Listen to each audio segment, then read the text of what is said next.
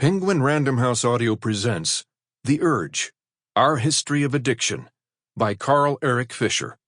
Read for you by Mark Deakins. For Cat and Gus. Introduction. I'm lying in bed when I hear the commotion. I peer through the doorway of my room, and right outside, the new guy is getting in Ruiz's face. There's a phone right outside the door, one of those sturdy metal payphones. It looks like it's been carried in from the street. And Ruiz, a gentle older man with shoulders stooped by the demoralization of his nth relapse and hospitalization, is just trying to talk to his family. But the new guy has been manic and pacing since he arrived a few hours ago, and he won't take no for an answer. I watch the new guy stalk the other way across the doorway, muttering to himself, menacing even in retreat.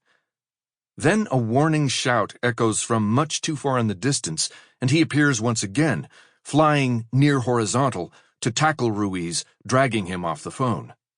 The staff quickly take him down. Thankfully, no one was seriously hurt.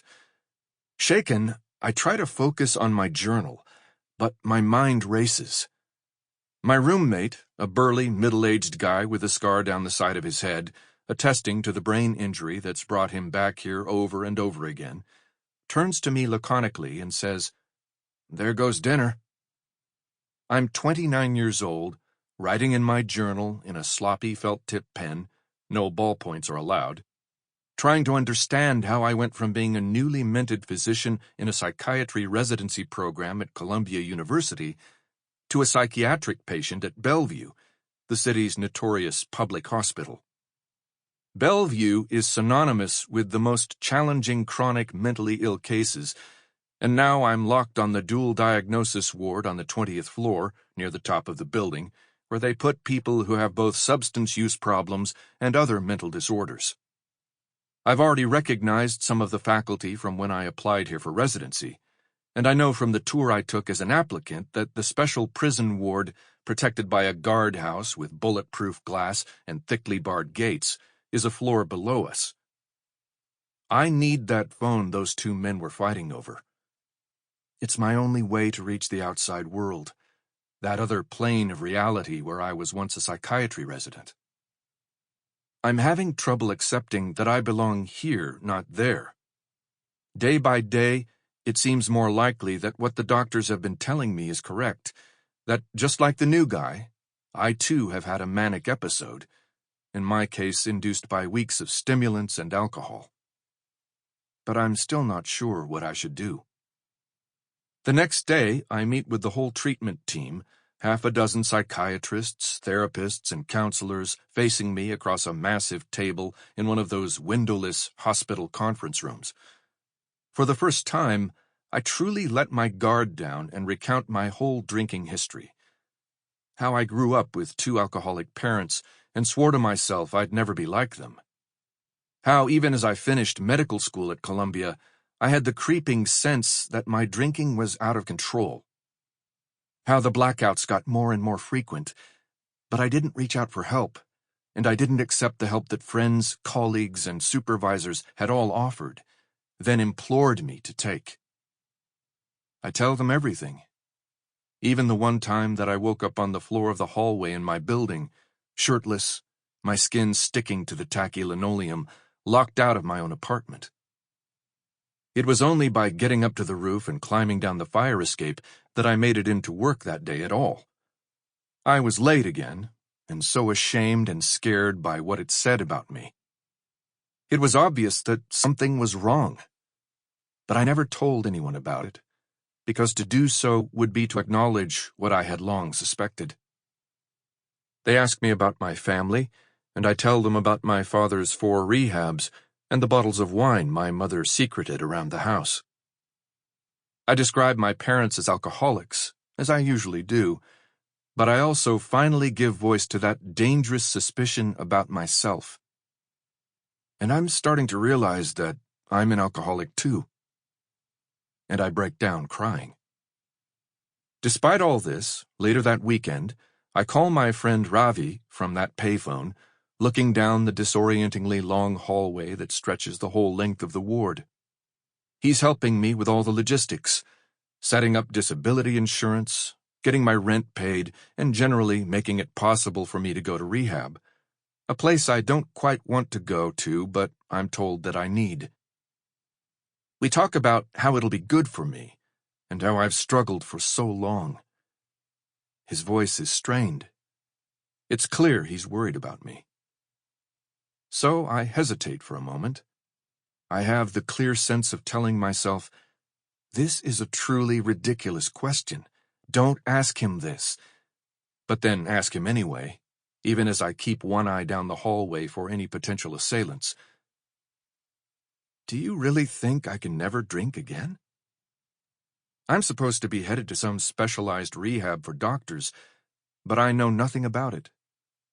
I want to go, but not really. I need help. But maybe I can do it on my own, or at least find a better way. Why is this so hard? I did go to that rehab for doctors, and in time, I returned to the residency program at Columbia.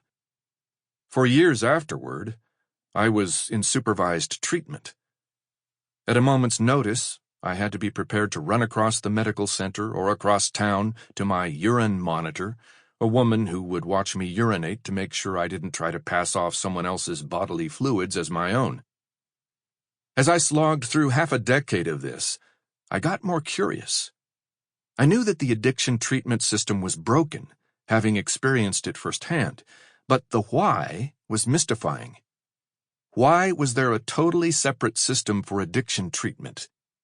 Why do we treat addiction differently from any other mental disorder? If everyone seems to know that the system is broken, why isn't anyone changing it? I decided to become an addiction medicine specialist. In a surreal twist, as I studied psychotherapy and medications, I was also going to my own treatment and meetings and generally trying to work out what recovery meant to me. As I finished training and joined the psychiatry and bioethics faculty at Columbia, the worst seemed to be behind me. But as I emerged from those revitalizing yet profoundly disorienting years, the same questions lingered insistently. How did I get here, and what exactly had gone wrong in me?